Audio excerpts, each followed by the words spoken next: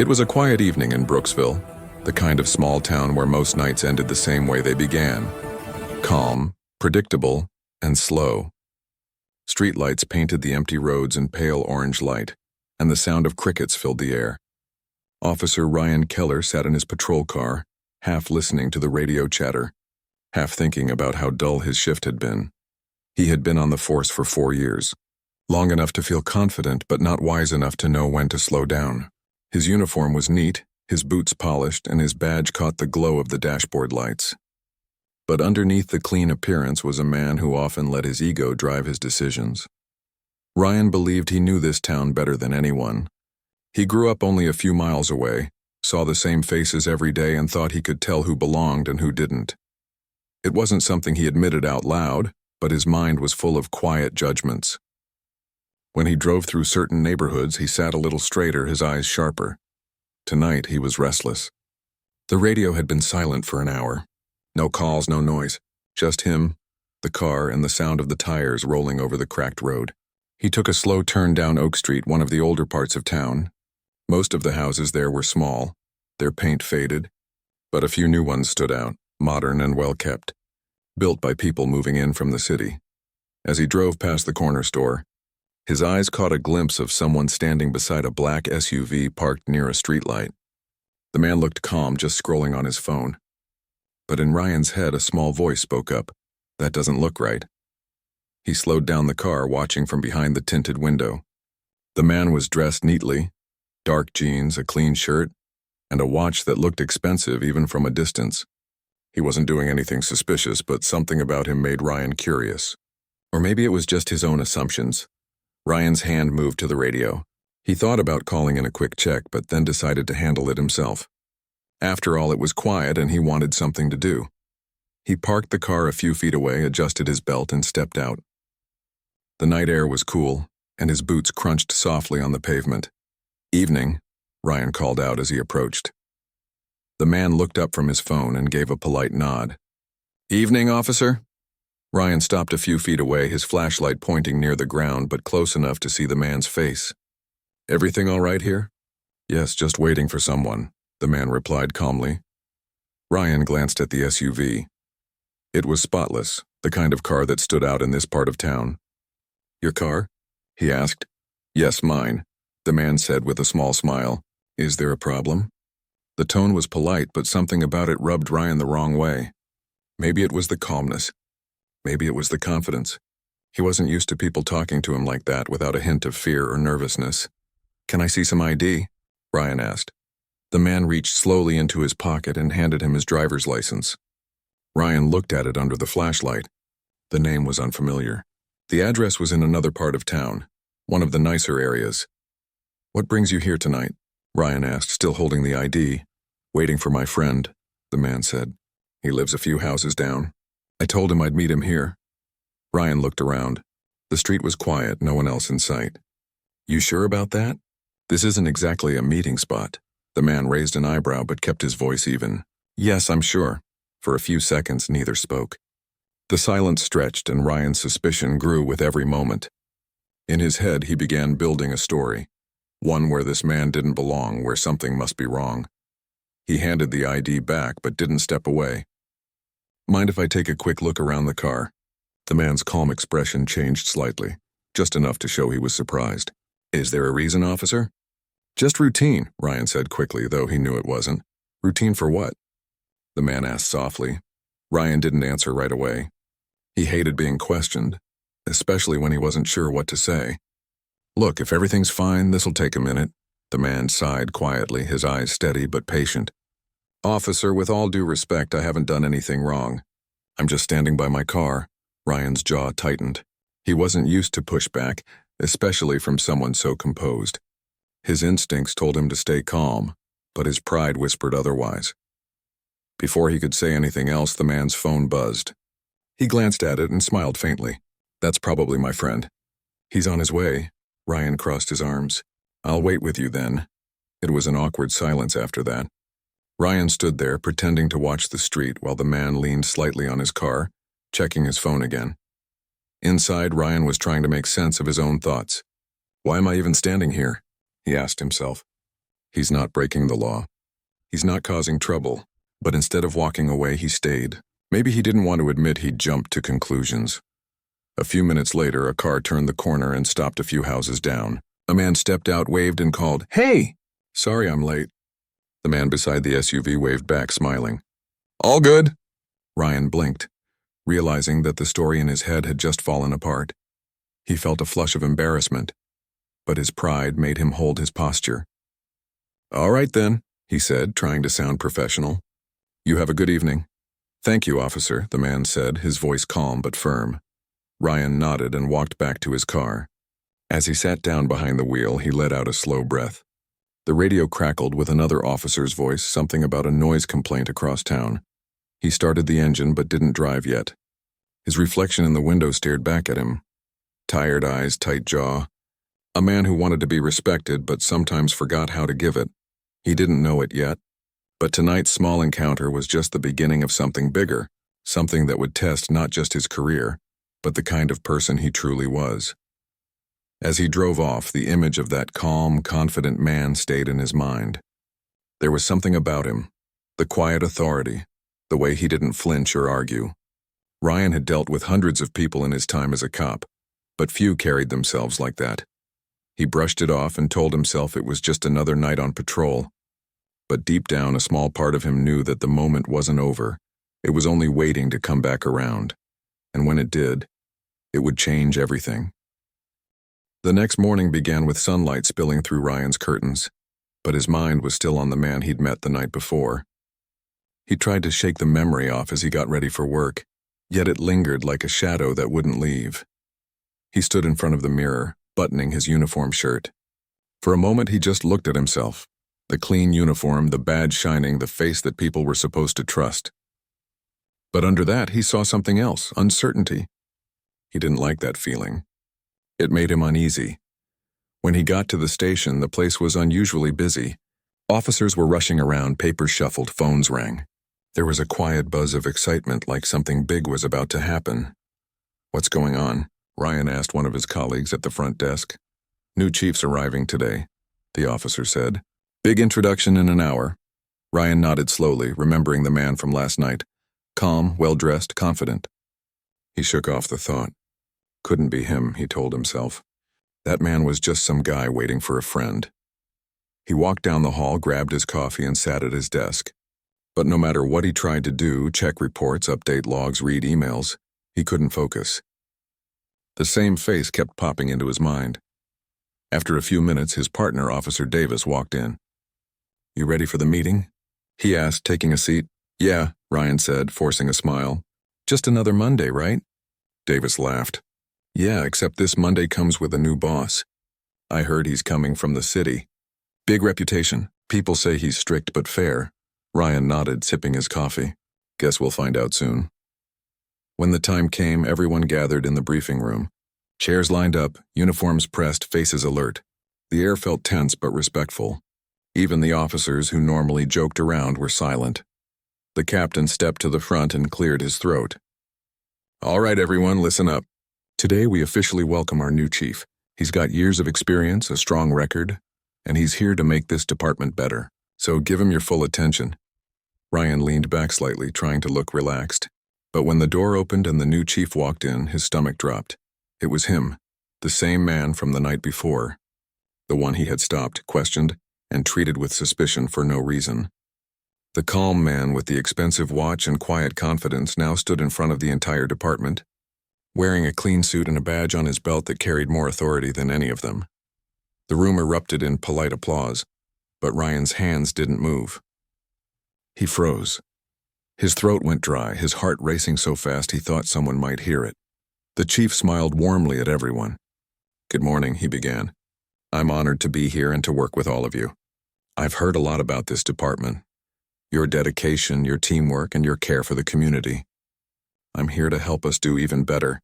His voice was steady, deep, and kind. It wasn't the tone of a man who held grudges. But as he spoke, Ryan felt a pit in his stomach grow heavier. The chief talked about improving relationships with the public, rebuilding trust, and ensuring that every officer treated people with respect and fairness. Each word hit Ryan like a quiet reminder of what he'd done. When the meeting ended, officers lined up to shake hands with the new chief. Ryan tried to stay at the back, hoping he could slip away unnoticed. But luck wasn't on his side. The chief's eyes met his across the room. There was no anger in them, just recognition. A calm, unreadable look that made Ryan's chest tighten. When it was finally his turn, he stepped forward, forcing a polite smile. "Welcome, sir," he said, voice slightly shaky. The chief extended his hand. "Thank you, officer. Good to see you again." Those last words hit hard. The handshake lasted only a second, but it felt longer. The chief moved on, greeting others, but Ryan stood frozen, trying to process what had just happened. He walked out of the room as quickly as he could, his pulse still racing. In the hallway, he leaned against the wall and took a deep breath. He knows, he thought. Of course he knows. All day, Ryan couldn't focus. Every time he saw the chief walking through the station, talking to people, he felt a mix of guilt and fear. He kept waiting for someone to call his name, to pull him aside and say, "Chief wants to see you." But no one did. That evening, Ryan sat in his car long after his shift ended. He watched the station lights flicker off one by one, his hands gripping the steering wheel. He knew he'd messed up. The chief hadn't said anything, and not yet, but the silence was worse than any lecture. He thought about the way the man had looked at him the night before. Not angry, not scared, just disappointed. That expression replayed in his mind again and again. The next few days were a blur. The chief started reviewing procedures, attending meetings, and talking to each department team. Ryan kept his head down, doing his work, avoiding eye contact whenever possible. But he knew it was only a matter of time before their paths crossed again. One afternoon, as he was filing a report, the chief walked into the room. "Officer Keller," he said calmly. "Got a minute?" Ryan stood up quickly. "Yes, sir." They stepped into the chief's office, a neat, quiet space with large windows and only a few personal items. The chief gestured to a chair. "Sit." Ryan sat down, trying not to fidget. The chief looked at him for a moment before speaking. "You remember the other night?" Ryan swallowed. "Yes, sir. I thought you might," the chief said softly. "You asked me for ID." Ryan nodded, his face hot. "Yes, sir. I didn't realize that I was your new chief?" The man finished with a small smile. "No, I don't imagine you did." Ryan's hands tightened on his knees.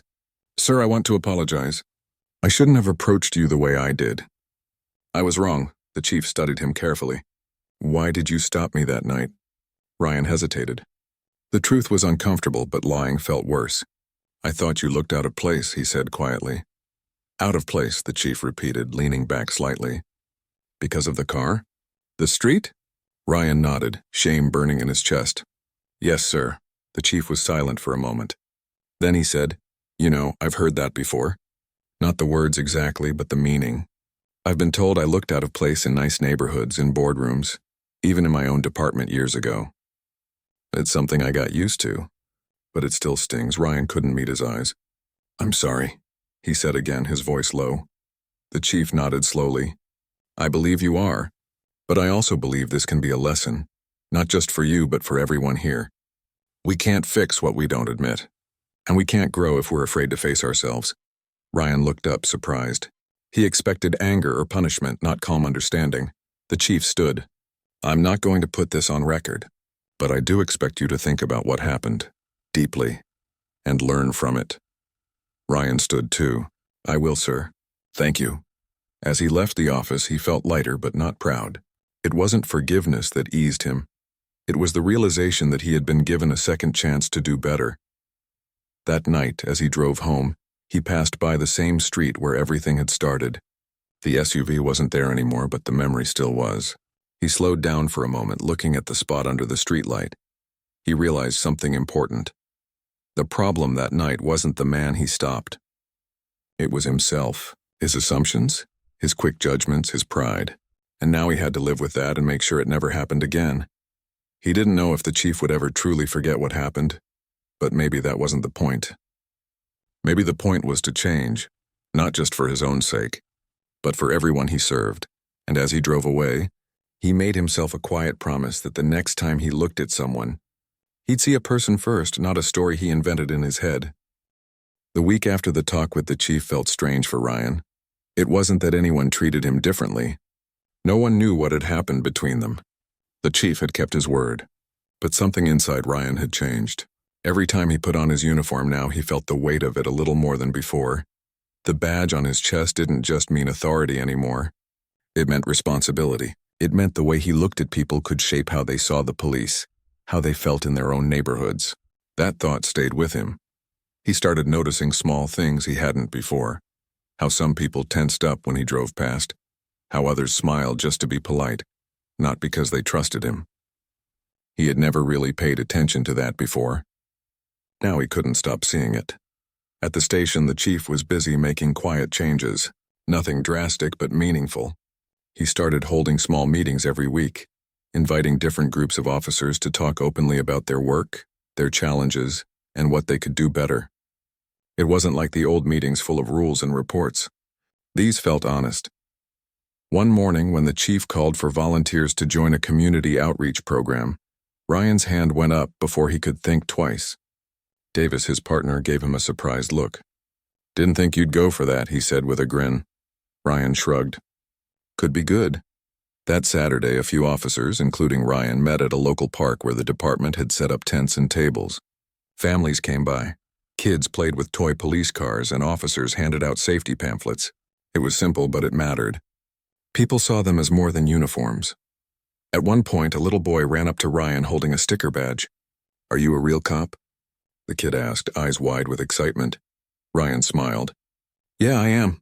The boy grinned, sticking the toy badge on his shirt. "I'm gonna be one too." Ryan laughed. "That's a big job. You ready for that?" The boy nodded proudly. "I'll be nice to people." That line hit harder than he expected. It was innocent but powerful. He looked at the boy's mother nearby, who smiled softly, maybe hearing the same thing he did. By the end of the day, the chief stopped by each tent, checking in with everyone. When he reached Ryan, he gave a small nod. "Good turnout today," he said. "Yeah," Ryan replied.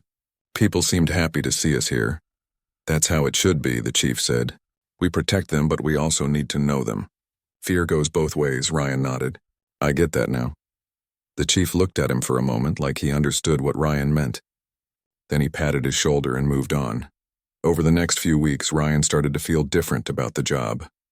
He still had his bad days, the paperwork, the long shifts, the people who yelled at him for things beyond his control. But he also started noticing the good moments more. A driver saying thank you for being patient, a store owner offering coffee just because, small things, but they mattered.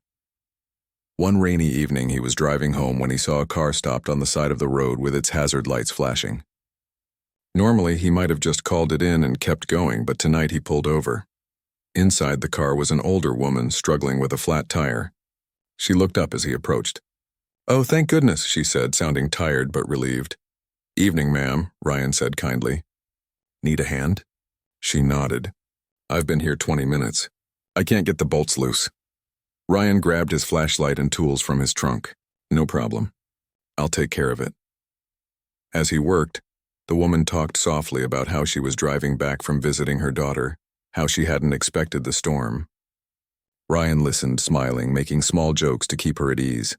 When he finished, she thanked him again and again. "You didn't have to stop," she said. He smiled. "I wanted to." Driving away, Ryan felt something he hadn't in a while, peace.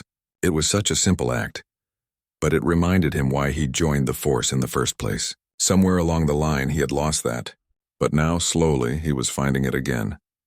At work, the chief continued to be steady and calm, never raising his voice but always making his expectations clear.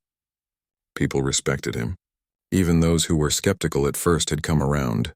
He had a way of listening that made people want to do better, not because they were scared of punishment, but because they didn't want to disappoint him. One afternoon, the chief stopped by the break room where a few officers, including Ryan, were having coffee. "How's everyone holding up?" he asked. Davis smiled. "Better since you brought those new chairs, sir." The room chuckled, and even the chief laughed.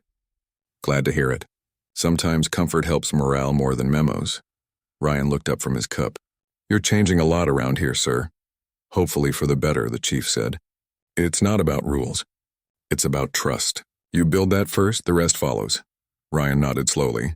"I think you're right." The chief smiled faintly. You sound like a man who's been thinking about it. I have, Ryan admitted. I think I used to focus too much on control, not enough on understanding. The chief didn't say anything for a few seconds, then replied, "That realization alone puts you ahead of many." Ryan appreciated that. It wasn't praise. It was encouragement. And that made all the difference. A few weeks later, something unexpected happened. A report came in about a suspicious vehicle parked behind a closed store late at night. Ryan and Davis were assigned to check it out. When they arrived, it turned out to be a young man waiting for his brother who worked nearby. Everything was fine, but for Ryan, the moment felt familiar. Too familiar. He looked at the man, then at Davis, and felt the same tension he once caused someone else. But this time he handled it differently. "Sorry for the trouble," Ryan said gently. "We just had to make sure everything's all right." The young man smiled, clearly relieved. "No problem, officer. Appreciate you checking." Ryan nodded and stepped back, letting him go. Back in the car, Davis said, "You've mellowed out, man. You would have grilled that guy for half an hour." Ryan smiled a little. "Maybe old me needed to." Davis laughed. "Guess you're growing up?" Ryan didn't answer, but his smile lingered. He knew it wasn't about growing up. It was about waking up. The next morning, when he walked into the station, the chief was there by the entrance, greeting officers as they came in. When Ryan passed by, the chief gave him a small nod. "Good work last night," he said. "You heard about that?" "Everything comes across my desk eventually," the chief said with a smile. "I read the report. Clean, respectful, professional. That's how it should be." "Thank you, sir," Ryan said quietly. The chief nodded. "Keep it up." After he walked away, Ryan stood there for a moment, realizing something simple but powerful. Redemption wasn't about erasing mistakes. It was about changing how you moved forward after them. That night, Ryan sat in his car outside his apartment, watching the rain hit the windshield. The town felt different now. Or maybe it was him who was different. He thought about the first time he met the chief, the arrogance he carried, the assumptions he made. It felt like a lifetime ago. He leaned back in his seat and whispered to himself, "You can't fix yesterday, but you can make tomorrow better." And for the first time in a long while, he believed it. A few months passed since the night Ryan changed the way he looked at his badge. The department felt more alive now. Officers were working together. The community was starting to trust them again, and the chief's quiet leadership was making a real difference.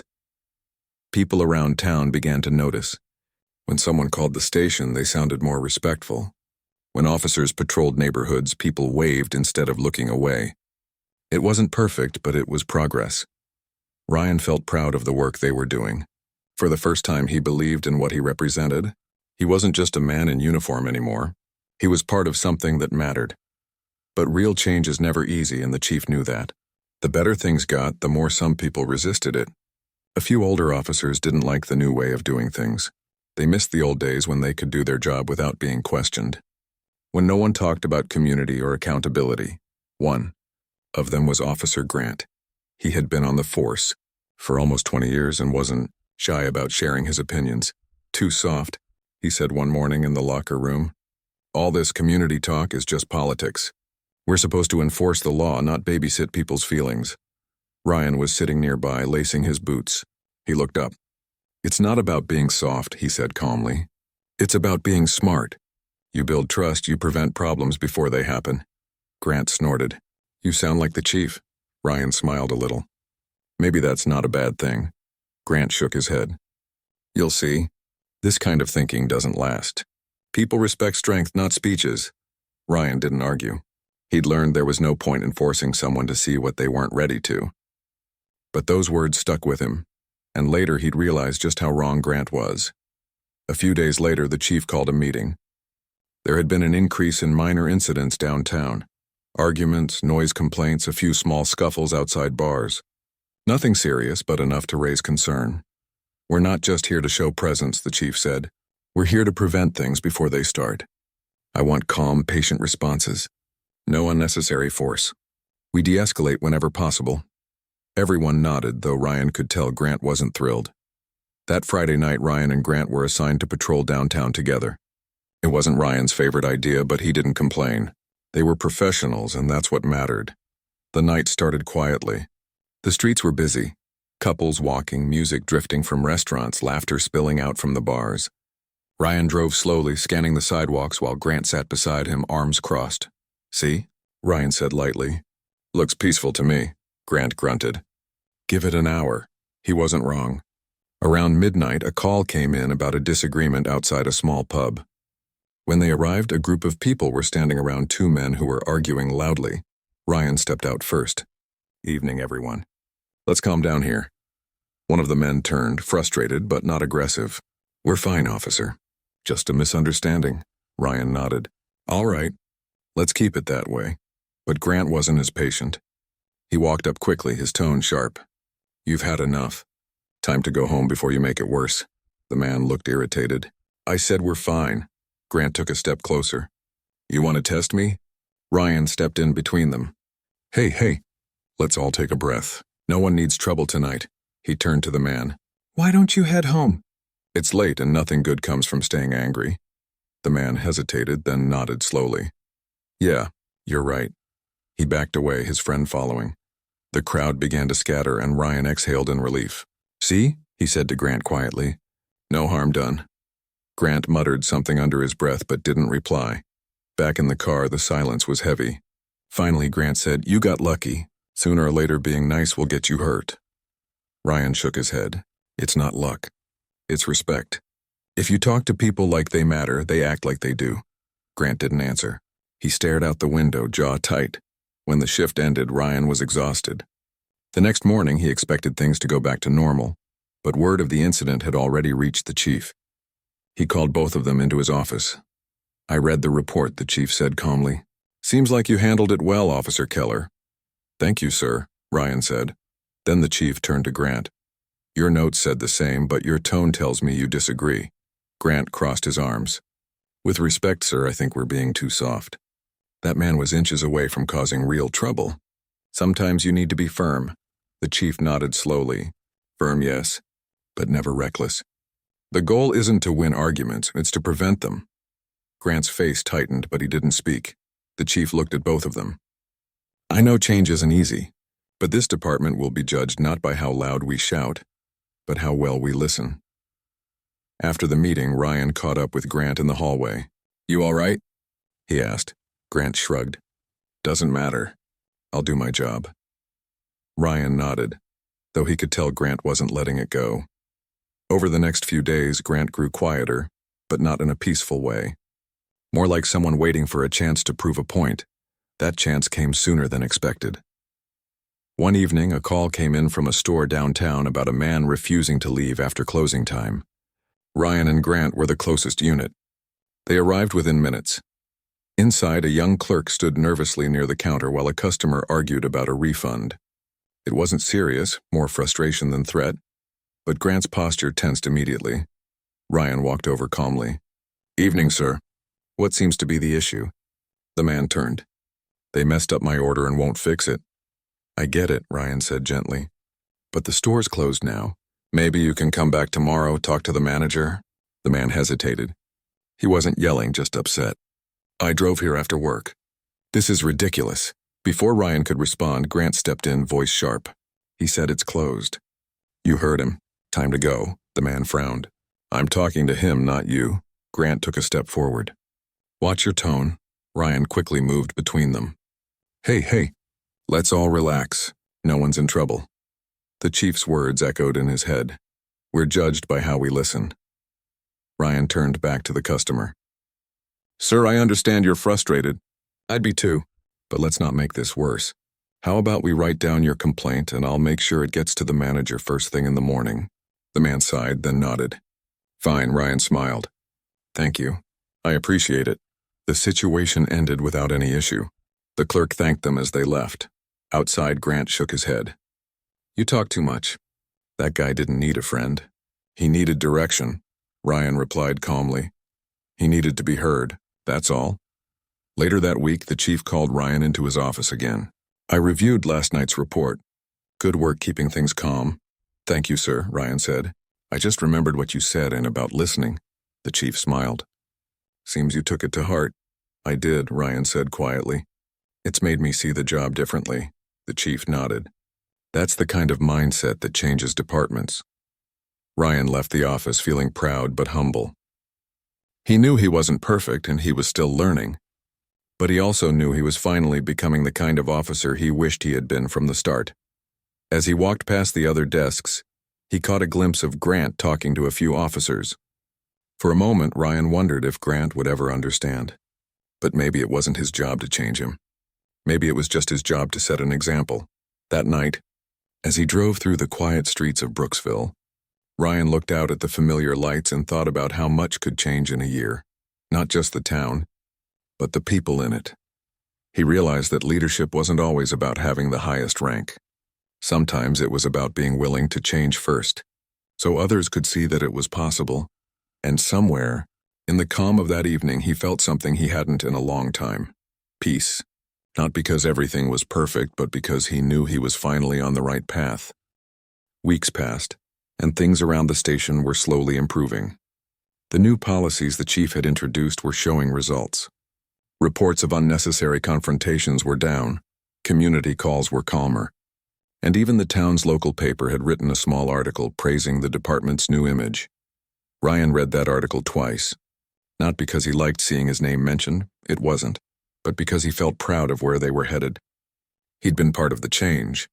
The chief, as usual, didn't boast. He simply kept working, quiet and steady. He talked to officers one-on-one, listened to complaints, made small adjustments that kept morale high. He didn't demand respect. He earned it, but not everyone was happy. A few officers still didn't like the shift in tone. They said it made them look weak. Among them, Officer Grant was still the loudest voice. One morning in the break room, Ryan overheard Grant talking with a few others. "You'll see," Grant said. "Sooner or later, someone's going to push us too far, and all this friendly policing won't save anyone." Ryan didn't join the conversation. He just took his coffee and left, but those words stayed with him. Later that week, the chief called a team meeting. He stood at the front of the room, hands resting lightly on the table. "We've been doing good work," he said. "But our biggest challenge isn't what happens out there. It's what happens in here. We're a family, but like any family, we'll only stay strong if we trust each other." Everyone nodded, though some looked away. The chief continued. "Mistakes happen. What matters is how we handle them. Integrity isn't just about following rules. It's about owning your actions even when no one's watching." Those words hit Ryan deeply. He thought back to the night he'd stopped the chief before knowing who he was. He still remembered that wave of shame, and how the chief's calm response had changed him completely. When the meeting ended, the chief called Ryan over. "Walk with me," he said. They stepped outside into the afternoon sun. The town was quiet, the air warm and still. "I wanted to ask how you're doing," the chief said. "You've been working hard?" Ryan nodded. "I'm good, sir. Just trying to keep up with everything." The chief smiled faintly. "You've been doing more than that. I've noticed. You've grown a lot." Ryan looked down, a little embarrassed. "Trying to, sir. You set the example." The chief stopped walking. "That means a lot. But remember, leadership isn't about being perfect. It's about learning, even when it's uncomfortable." Ryan nodded again, understanding exactly what he meant. A few days later, a situation came up that would test everything the chief had been building. It was a busy Friday evening, and the town was holding a small street fair. Families walked through the stalls, kids laughed, and music played from a nearby stage. The department had set up a few patrols just to keep things organized. Ryan was on duty with two younger officers. They were standing near the food trucks when a call came through the radio. A disturbance near the parking lot. They hurried over. A few people were gathered around, watching something unfold. At the center of it was Grant, his face tense, standing in front of a man who looked confused and defensive. Ryan recognized that look immediately. It was the same fear he'd seen before in others. "What's going on here?" Ryan asked, stepping between them. "This guy's causing trouble," Grant said sharply. Refusing to cooperate, the man shook his head quickly. "I didn't do anything. I just parked in the wrong spot. He started yelling at me." Ryan looked around. A small crowd had formed, phones in hand, recording. He turned to Grant. "Let's take a breath, all right? We don't need an audience," Grant frowned. "You saying I don't know how to handle this?" "I'm saying let's calm things down," Ryan said evenly. "We're being watched." Grant's jaw tightened. "I've got this under control," but it didn't look like he did. His tone was sharp, his body tense. The man he was speaking to wasn't fighting, just scared. Ryan could feel the tension building, and every instinct told him to act before it went too far. He took a slow step forward and said gently to the man, "Sir, can you show me your ID, please? Let's just clear this up." The man nodded, grateful for a calmer voice, and handed it over. Ryan glanced at it and smiled slightly. "All right, looks fine. I think we're all good here." Grant looked annoyed. "You're just letting him go?" Ryan kept his voice calm. "He didn't do anything wrong. Let's move on." For a second, Grant looked like he wanted to argue, but then he noticed the phone still pointed at them. He muttered something under his breath and turned away. The crowd began to disperse. The man thanked Ryan quietly before walking off. Later, back at the station, Ryan was called into the chief's office. "I saw the videos," the chief said. "You handled it well." Ryan exhaled slowly. "It could have gone bad fast," the chief nodded. "It didn't because you stayed calm. That's progress. What about Grant?" Ryan asked carefully. The chief sighed. "I'll talk to him. He's struggling with the changes. Old habits are hard to break." That night, as Ryan drove home, he felt both relieved and uneasy. He'd prevented something serious, but he knew the situation wasn't over. There was tension inside the department, quiet but growing. The next few days were awkward. Grant barely spoke to him. Some officers whispered that Ryan was trying too hard to impress the chief. Others said he was right to step in. It was a strange mix of respect and resentment. But Ryan didn't let it shake him. He focused on his work, kept his head down, and trusted that doing the right thing would speak louder than gossip. Then a week later, the chief called another meeting. His face was serious but calm. "We've come a long way," he began. "But we still have work to do. How we treat people outside matters just as much as how we treat each other inside. Respect has to go both ways." As he spoke, Ryan noticed Grant sitting near the back, staring at the floor. After the meeting, the chief asked Grant to stay behind. Ryan didn't know what was said, but later that day, Grant came up to him in the parking lot. "Hey," Grant said quietly. Ryan looked up, cautious. "Yeah?" Grant rubbed the back of his neck. "Look, about the other night, maybe I let things get out of hand. I'm not good with all this new stuff yet." Ryan nodded. "I get it. It's not easy for anyone," Grant sighed. "You did good, though." "I can admit that," Ryan smiled. "Thanks." It was a small moment, but it meant more than either of them said. Change was hard, but it was happening, slowly, one person at a time. A few days later, the chief called Ryan into his office again. "How's everyone holding up?" he asked. "Better, sir. I think people are starting to come around." The chief smiled slightly. "Good. Change doesn't happen overnight, but it starts with moments like that." Ryan nodded. "You were right. Respect builds everything." The chief looked out the window for a moment before replying. "You know, when I first took this job, I knew it would be hard. People judge quickly, inside and outside the uniform. But if we can make one person think differently, it's worth it." Ryan smiled. "I think you've done more than that, sir." The chief looked at him and said softly, "So have you." When Ryan left the office, he felt a deep sense of gratitude, not just for the chief, but for the chance to become better than the man he used to be. That night, as he drove through the quiet streets again, he saw familiar faces walking home from the fairgrounds, families laughing, kids holding balloons. He slowed down, watching them through the window, and realized that the peace, the trust, was what all the work was for. He thought about the night long ago when he'd made a mistake out of pride and judgment. It had seemed like the worst moment of his career. But now he understood that sometimes the hardest lessons are the ones that save you. As he turned the corner and headed home, he whispered to himself, "You can't change the past, but you can make the future worth it." The lights of Brooksville faded behind him, but his heart felt steady. For the first time in a long time, he wasn't just doing his job. He was living it. The next few weeks rolled by quietly. The summer heat started to fade, and the town of Brooksville settled into a rhythm that felt peaceful again. Calls were calmer, people on the streets waved more often, and for the first time in a long while, the officers at the station felt proud to wear their uniforms. Ryan could feel the difference every time he walked into work. The chief's influence was everywhere, not through rules on paper, but through the way people spoke to each other. There was more patience now, more thought before action, But peace never lasts forever. It always gets tested when you least expect it. One Monday morning, a call came through about a break-in at a small grocery store near the edge of town. It wasn't far from Ryan's route, so he drove over. When he arrived, 2 patrol cars were already there, lights flashing softly against the old brick walls. A young man stood outside with his hands behind his head. One of the store owners, an older woman, looked shaken but unharmed. Ryan stepped out of his car and walked up calmly. "What's going on?"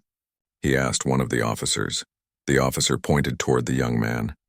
"Caught him trying to slip out the back with a bag full of food. Didn't even get far." Ryan nodded, then turned to the woman. "You all right, ma'am?" She nodded slowly. "I'm fine, just scared." "He didn't hurt anyone." Ryan looked at the young man again. He looked barely 20, wearing torn clothes, eyes downcast. The bag beside him held bread, milk, and a few canned goods. Nothing expensive, just basic food. Ryan crouched down a little. "Why'd you do it?" The young man hesitated before mumbling, "I lost my job. My little sister's hungry. I didn't know what else to do." Ryan stood there for a second, trying to find the right words. He knew the law was the law, but he also knew desperation when he saw it. Before he could say anything, Officer Grant walked up behind him.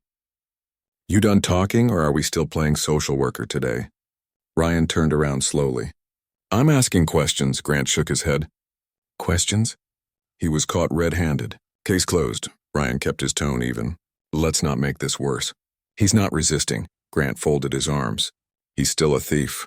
The young man looked terrified, glancing between them. Ryan could feel the tension building. The last thing he wanted was another scene that would make the town lose trust again. He took a quiet breath. "Look, let's bring him in calmly. We'll let the chief decide what happens next." Grant scoffed but didn't argue. They handcuffed the young man and took him back to the station. Later that afternoon, Ryan walked past the chief's office and saw the young man sitting inside, hands still cuffed, talking to the chief. The chief was leaning forward, listening carefully, not raising his voice once. A while later, the chief called Ryan in. "You were at the store, right?" "Yes, sir," Ryan said. The chief nodded toward the young man. "He's been struggling. His sister's 12, parents gone. He's been taking care of her." Ryan's heart sank. "He stole food for her?" The chief nodded. "Doesn't excuse it, but it explains it." He paused. "I'm not letting him walk away free, but I'm not throwing him in jail either." The store owner agreed to drop charges if he works off what he took. "We'll help him find a job." Ryan smiled faintly. "That's fair." The chief nodded. "Sometimes the law and justice aren't the same thing. The trick is knowing which one someone needs more." Ryan left that room feeling lighter. He'd seen what real leadership looked like again, firm but human. But not everyone saw it that way. Later that day, Grant approached Ryan in the locker room. "You hear what the chief did? Let the thief walk?" Ryan shook his head. "He didn't walk. He's working it off." Grant rolled his eyes. "You really think that changes anything? He'll just do it again. People like that don't learn unless they face real punishment." Ryan zipped up his jacket and looked at him calmly. Maybe what he needs isn't punishment. Maybe he just needs someone to believe he can do better. Grant stared at him for a long moment. "You sound like him now." "The chief. Always making excuses for people." "Not excuses," Ryan said softly. "Understanding." Grant didn't answer. He just turned away. The next few days were tense. There was an invisible line between officers who believed in the chief's new way and those who didn't. But Ryan kept his focus. He'd seen too much good come from patience and empathy to go back now. One evening, while Ryan was doing paperwork, the chief walked into the office carrying 2 cups of coffee. He set one down on Ryan's desk. "You look tired," the chief said with a small smile. Ryan chuckled. "It's been a week." The chief leaned against the desk. "You handled that situation at the store well. I saw the report. Calm, respectful, no escalation. That's how we make change last." Ryan nodded. "Thank you, sir. But honestly, I just tried to remember what you would have done." The chief smiled. "That's the goal, isn't it? Not to control people, but to inspire them." They stood in silence for a moment before the chief added quietly, "You've become one of the department's strongest officers. Ryan, I want you to know that." Ryan looked down, a little surprised. "Thank you, sir. That means a lot." The chief's expression softened. "It's earned." A few weeks later, An unexpected call came in. A protest was forming near the city building. It wasn't large, but people were angry over a recent misunderstanding involving a different department in a nearby town. Ryan and a few officers were sent to monitor it, just to keep the peace. The crowd was loud but not violent. People shouted for accountability, waved signs, demanded fairness. Ryan stood near the front, hands resting calmly at his sides. He didn't shout back or try to overpower the noise. He just listened.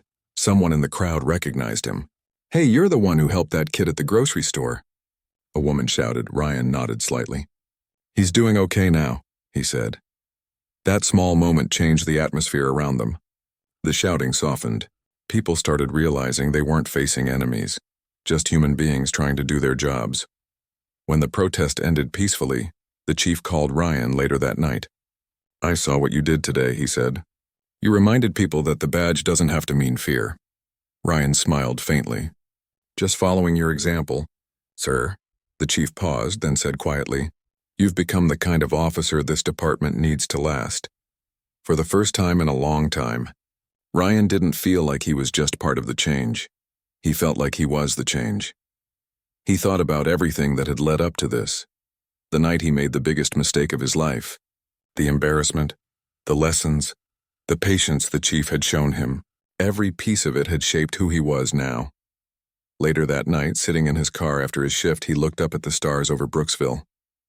The streets were quiet, the same ones where so much had gone wrong once. Now they felt different, safer, kinder. He smiled to himself, thinking about the young man from the store, the woman who had forgiven him, the protest that ended with peace instead of anger. It wasn't perfect, but it was progress. He picked up his phone and typed a quick message to the chief. "Thanks for never giving up on this town, or on me." A few minutes later, a reply came back. "That's what real leadership is about." "We lift each other up." Ryan set the phone down and started the engine. As he drove off into the quiet night, he felt something simple but powerful settle in his chest. Pride, not in himself, but in what they had built together. The road ahead was long, and he knew there would be more challenges, but for the first time he wasn't afraid of them. He'd learned that real strength wasn't in shouting louder or standing taller. It was in staying calm when the world around you shook, and deep down he knew this was only the beginning of a better way forward.